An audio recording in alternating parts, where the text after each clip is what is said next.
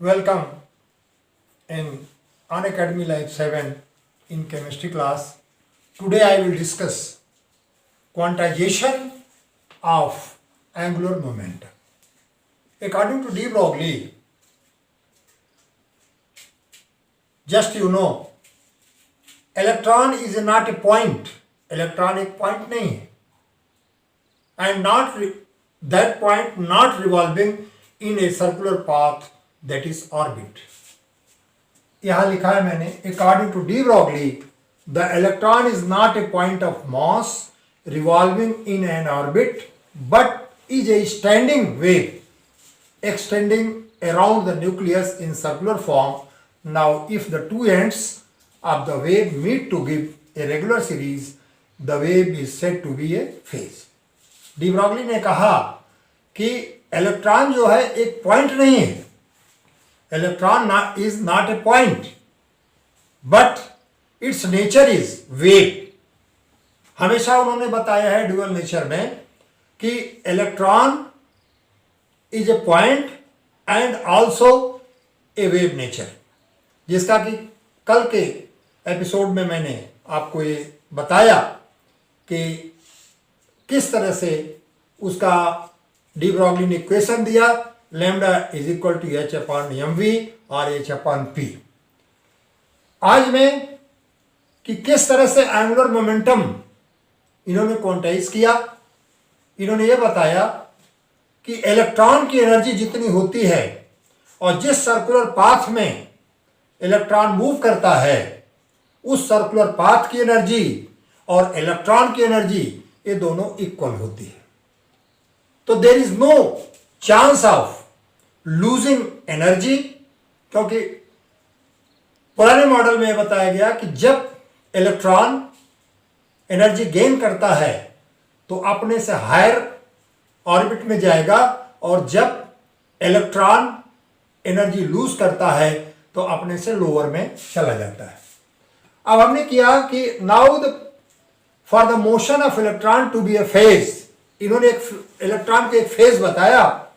The circumference of orbit should be an integral multiple of the wavelength lambda. इन्होंने किया 2 pi r is equal to n lambda, where r is the radius. ये आपको कई बार बताया गया है कि जैसे जैसे रेडियस बढ़ेगा तैसे तैसे एनर्जी जो है इंक्रीज करती है. उसी तरह से एनर्जी इंक्रीज करती है, क्योंकि पहला orbit n is equal to 1, that is k, that is of lowest energy, और जैसे उसका रेडियस आप बढ़ाएंगे n is equal to 2, n is equal to 3, उसका एनर्जी लेवल जो है ये बढ़ता है. Where r is the radius of orbit and n is the whole number. वही बताया मैंने, n is equal to 1, n is equal to 2, first orbit, second orbit, third orbit. तो डी ब्रॉगली ने बताया कि lambda is equal to h upon m v. यही आपका de Broglie का इक्वेशन रहा. M v that is momentum. तो हम इसको सब्स्टिट्यूट कर देते हैं. 2 pi r is equal to n h upon m v, और m v r is equal to n h upon 2 pi. ये बोर का third postulate, that is the Bohr's third postulate. From this equation mvr is equal to nh upon 2 pi, it follows that electron can move only that orbit where the angular momentum mvr is an integral multiple of h upon 2 pi. इस तरह से जो bore की limitations थी, उस limitation को इस topic में एक क्लियर किया गया कि इलेक्ट्रॉन उसी में मूव करेगा जहां पर उसका मोमेंटम h अपॉन 2 पाई का इंटीग्रल होगा. तो इसी को हमने कहा क्वांटाइजेशन ऑफ एंगुलर मोमेंट. अब हम बताएंगे हाइजेनबर्ग का अनिश्चितता सिद्धांत. हिंदी में आप लिए हैं हाइजेनबर्ग्स अनसर्टेनिटी प्रिंसिपल. जैसे आप अपने घरों में बैठे होंगे तो पोजीशन क्लियर होगी. जिस चेयर पर आप बैठे होंगे, जिस बेड पर आप बैठे होंगे, लेकिन क्या आपकी वेलोसिटी होगी? नहीं।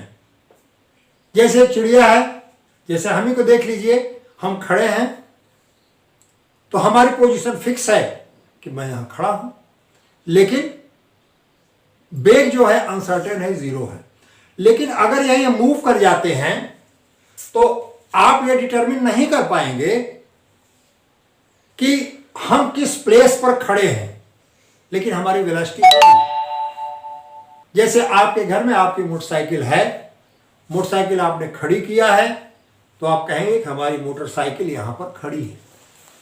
लेकिन जिस समय आप कॉलेज जाते होंगे तो उस समय कोई भी ये नहीं बता सकता कि आपकी मोटरसाइकिल किस प्लेस पर है, केवल उसका वेग जो है आप डिटरमिन कर सकते हैं।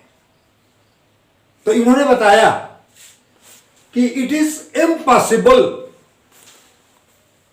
To determine simultaneously the position and velocity of a particle. किसी भी पार्टिकल की पोजीशन और उसकी वेलोसिटी का निर्धारण आप एक साथ नहीं कर सकते। यही है हाइजेनबर्ग का अनसर्टेनिटी प्रिंसिपल। अब इसी को हम इक्वेशनाइज कर रहे हैं। यहां मैंने डेफिनेशन लिखा है, it is impossible to determine simultaneously, means साथ साथ, the exact position and velocity of a moving electron, moving particle.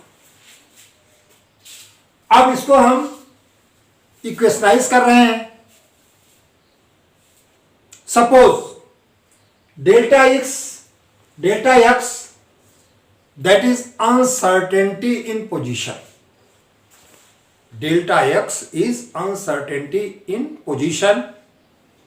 Delta p is the measurement of momentum.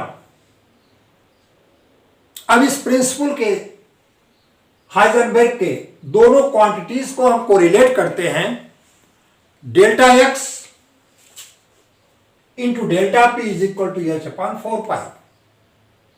ये हमारा इक्वेशन होता है। अब अगर इसी को हम टाइम और एनर्जी में लें, जैसे आप दौड़ रहे हैं, अपने एम पर पहुंचने के लिए समय कम लगेगा लेकिन एनर्जी आपकी ज्यादा लगेगी। जैसे आप कहीं धीरे धीरे जा रहे हैं, समय ज्यादा लगेगा, एनर्जी आपकी कम लगेगी। तो इसको हम सब्स्टिट्यूट कर रहे हैं। If delta is the uncertainty in energy of particle, जैसे कोई पार्टिकल मूव कर रहा है तो उसकी एनर्जी को हम अनसर्टेन रिप्रेजेंट किए हैं डेल्टा ई से, और दूसरा लेते हैं टाइम का। हमने आपको बताया कि जैसे आपको अपने घर से कॉलेज जाना है तो दौड़ के आप जाएंगे तो समय कम लगेगा लेकिन एनर्जी ज्यादा लगेगी। धीरे धीरे जाएंगे तो समय ज्यादा लगेगा, एनर्जी कम लगेगी। तो हमने क्या किया, डेल्टा ई को एनर्जी की अनसर्टेनिटी मान लिया, डेल्टा टी को uncertainty of time passage past, माने कितना पैसेज आप ट्रेवल किए हैं, उस अनसर्टेनिटी को हमने डेल्टा टी से डिनोट किया कि किस पर्टिकुलर पॉइंट पर पहुंचने के लिए आपका कितना समय लगा। तो हम इसे फिर करते हैं क्योंकि अब सब्स्टिट्यूट किए हैं। तो delta e into delta t is equal to h upon 4 pi. हमेशा आप एक स्थान पे बैठे हुए हैं तो आपकी पोजीशन फिक्स है। जब आप मूव करते हैं, चलते हैं, तो आपकी पोजीशन फिक्स नहीं है, केवल आपकी वेलोसिटी है, आपका वेग है, आपका मूवमेंट है।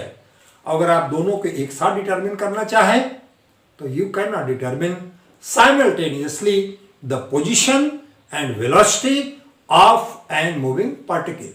इस प्रकार से हमने आज क्वांटाइजेशन बताया, हाइजेनबर्ग अनसर्टेनिटी प्रिंसिपल बताया। अगले लेक्चर में हम आपको बताएंगे क्वांटम नंबर्स, जिसमें कि आपका प्रिंसिपल क्वांटम नंबर होगा। उस प्रिंसिपल क्वांटम नंबर में फर्स्ट है कि उसमें कितने इलेक्ट्रॉन रह सकते हैं, दूसरा है एजीमुथल क्वांटम नंबर, तीसरा है मैग्नेटिक क्वांटम नंबर, चौथा स्पिन क्वांटम नंबर। उसको हम डिराइव करेंगे कि किस क्वांटम में कितने रह सकते हैं और एक क्वांटम की वैल्यू दूसरे के सापेक्ष क्या होगी। इस तरह के क्वेश्चंस मिलते हैं आपको कि for quantum number 3 determine the value of azimuthal quantum number, magnetic quantum number.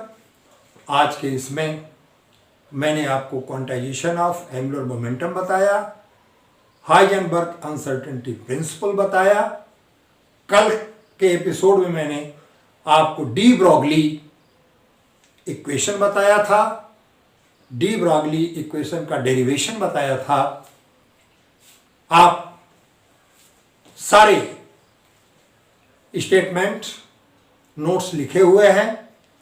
आप वीडियो की क्वालिटी बढ़ा करके आप इसको नोट कर लीजिए। Thank you.